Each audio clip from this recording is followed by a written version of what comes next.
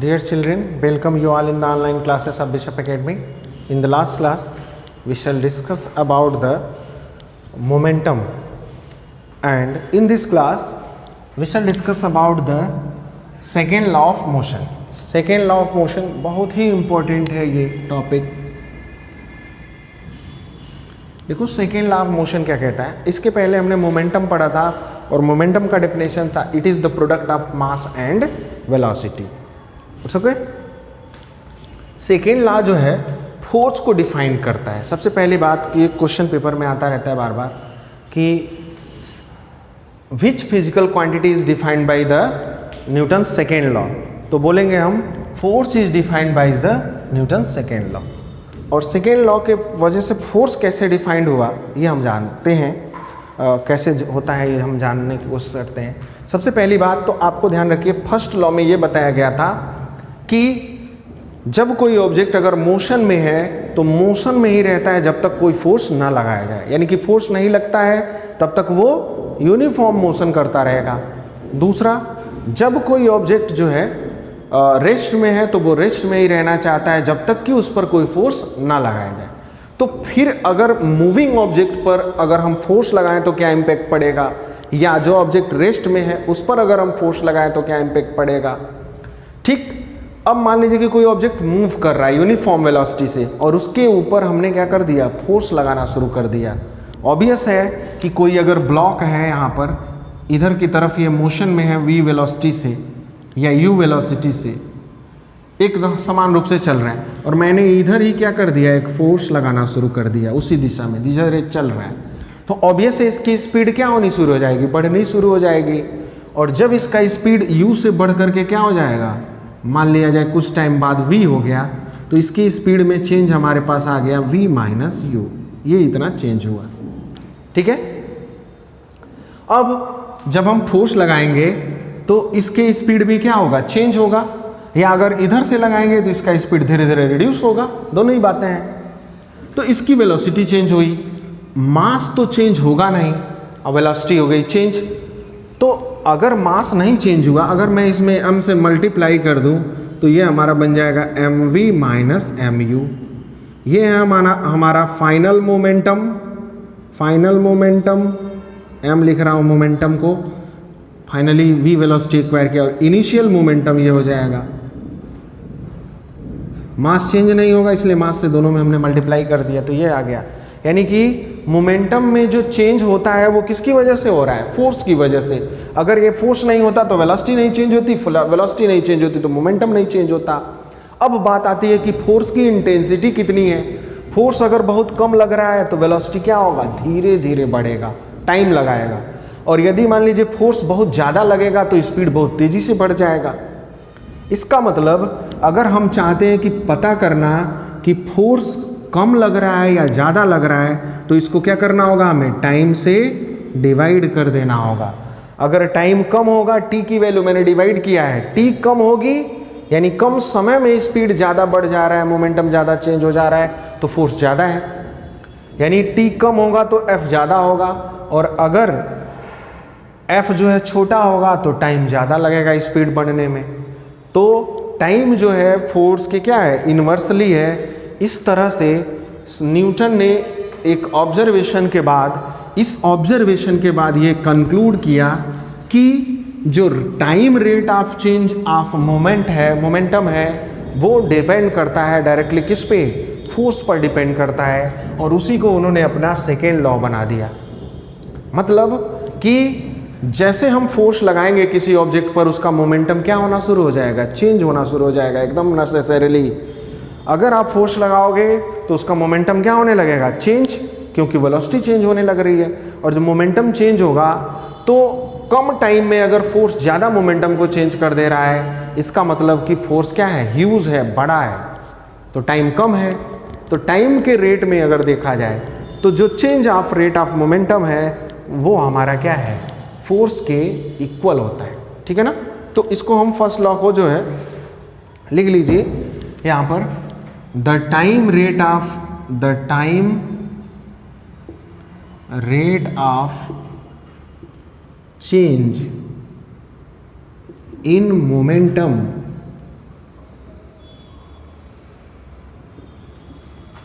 is called force. The time rate of change of momentum is मत लिखिए, is proportional to force लिख लीजिए, is proportional to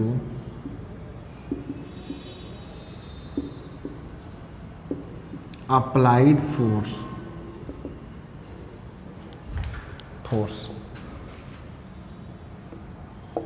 ठीक है। अब इस चीज को अगर हम लिखें तो दैट इज करके लिख सकते हैं, यहां पर या कंसीडर कर लेते हैं, let us consider an object of mass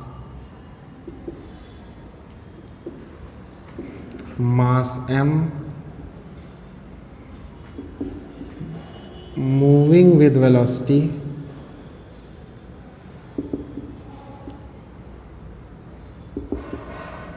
u acquires the velocity v after time t under the influence of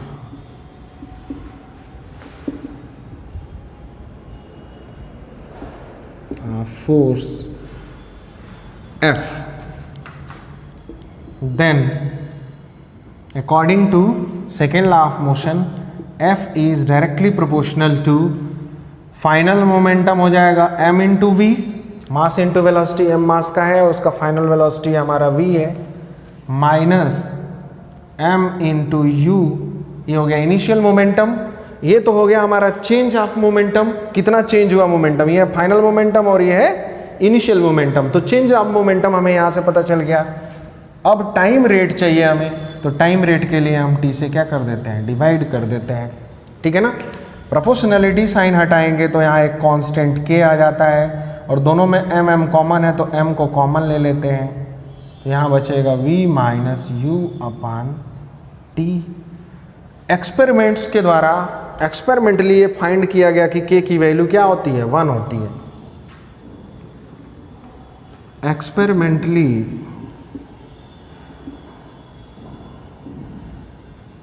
it is found that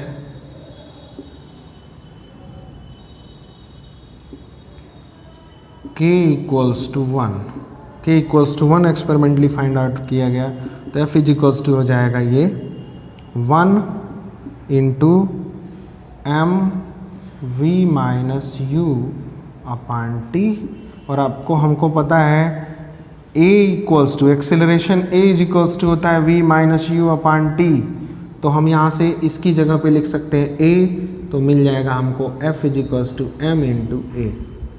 ये हमारा फोर्स का फार्मूला होता है, बहुत ही इंपॉर्टेंट फार्मूला है, f is equals to M A, जहाँ पर a इज इक्वल्स टू होता है v minus U upon T, मतलब acceleration.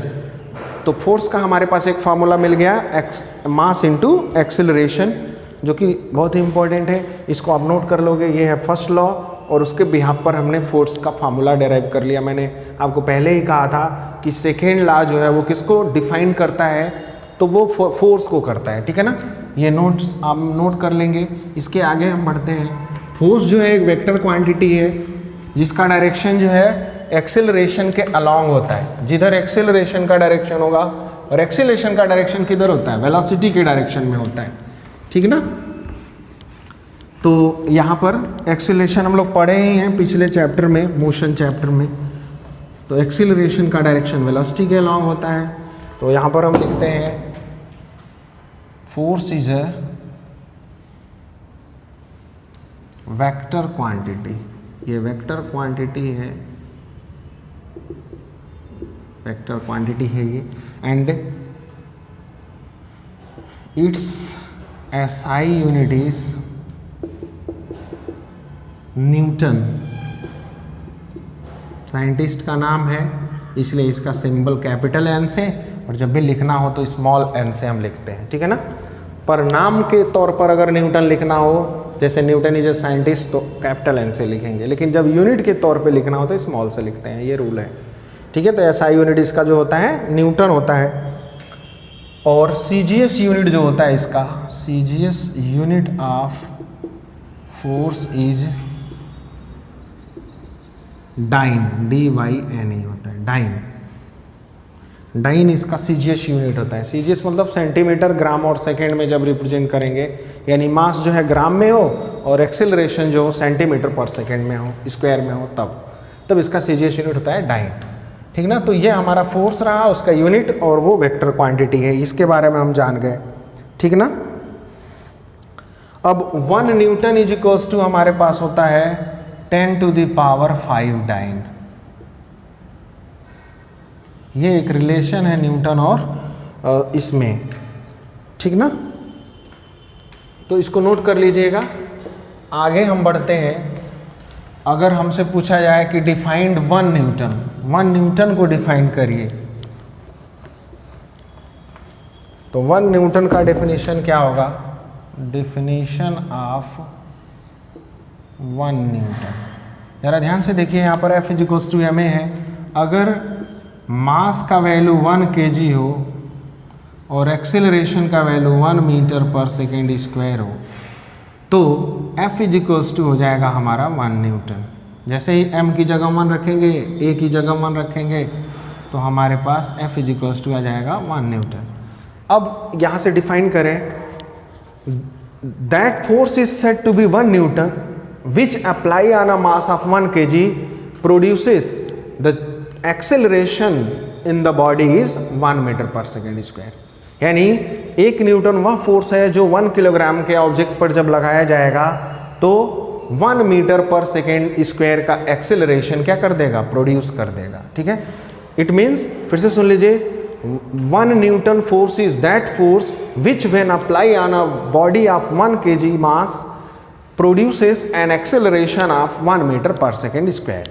This is the definition of 1 newton. Okay. अब बात आती है कि इसका यूज कहाँ पर होता है।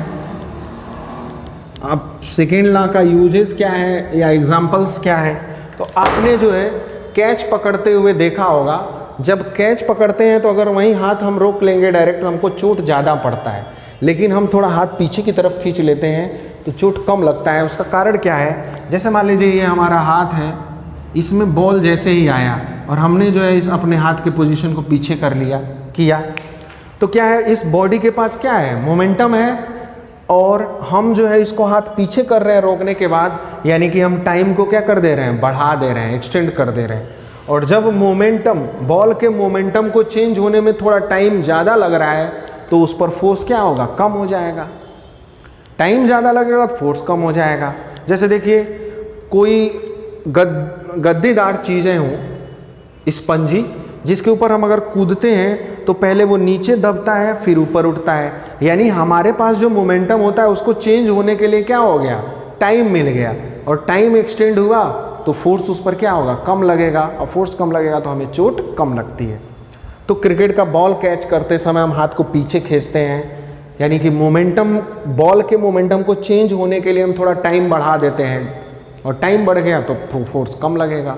वैसे ही किसी स्पंजी ऑब्जेक्ट पर जब हम जंप करते हैं तो वो दबता है फिर उठता है, तो उतने दौरान में टाइम थोड़ा बढ़ जाता है। टाइम बढ़ गया तो मोमेंटम क्या हो गया? स्लोली चेंज होगा, और स्लोली चेंज होगा तो फोर्स कम लगेगा। ये सब एग्जांपल्स हैं हमारे डे टू डे लाइफ में जो न्यूटन के सेकेंड लॉ पर बेस्ड हैं। एक और छोटा सा टॉपिक है जिसको अब क्या छोड़ा जाए, उसको भी इसी क्लास के दौरान कंप्लीट कर लिया जाए। इम्पल्स एक टॉपिक है, इम्पल्स जान लिया जाए क्या होता है।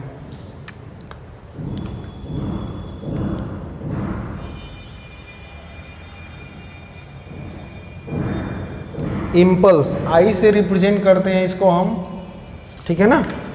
और इसका जो डेफिनेशन होता है ये होता है I is equals to force into time.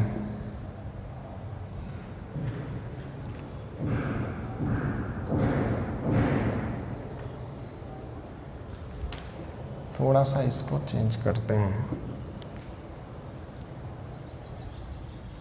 Mass into velocity आपका मोमेंटम होता है, और चेंज इन मोमेंटम होता है इम्पल्स।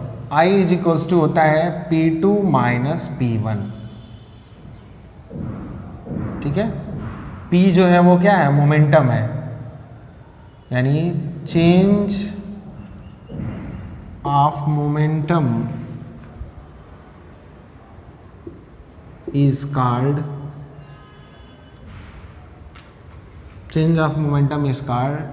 इम्पल्स।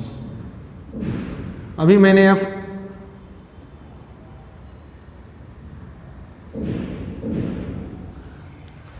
मैंने जो F इंटू टी लिखा था वो भी आ जाएगा, यहाँ से सॉल्व करेंगे तो आई इज इक्वल्स टू हो जाएगा P2 का वैल्यू मान लीजिए मास इंटू वेलोसिटी है, माइनस ये हो गया m इंटू यू हो गया इनिशियल वेलोसिटी। यहाँ से दोनों में से हमने जो है क्या किया, m को कॉमन कर लिया, v माइनस यू हो गया, ठीक है ना। आई इज इक्वल्स टू, अब देखिए ऊपर नीचे अगर हम t से इसमें क्या कर दें, मल्टीप्लाई डिवाइड कर दें, तो m v माइनस यू और इस t को इसके साथ रख लेते हैं, v minus U upon T लिख लेते हैं, जो डिनोमिनेटर में है। यहाँ पर एक t बचा रहेगा। आपको पता है ये वैल्यू जो होता है वो a होता है, एम ए इंटू टी हो गया, और f का वैल्यू होता है m इंटू ए इंटू टी। तो इम्पल्स का ये भी फार्मूला होता है जो मैंने अभी शुरुआत में थोड़ी देर पहले लिखा था, I is equals to F into T. तो इससे भी डिफाइन कर सकते हैं, impulse is defined as the product of force and time. इसकी यूनिट की बात करें तो इसका होता है न्यूटन और टाइम का होगा सेकेंड। तो न्यूटन सेकेंड इसका जो है इम्पल्स का क्या है, यूनिट है, यूनिट ये हमारा हो जाएगा, ठीक है ना। तो बस इतना ही जानना है। तो change of momentum is called impulse, change of momentum of a body is called impulse, या it is defined as the product of force and time, या product of force and time is called impulse. इस SI unit is newton second. ये हमारा जो है impulse का definition रहा, ठीक है ना। So this class is over now. Thank you, have a nice day.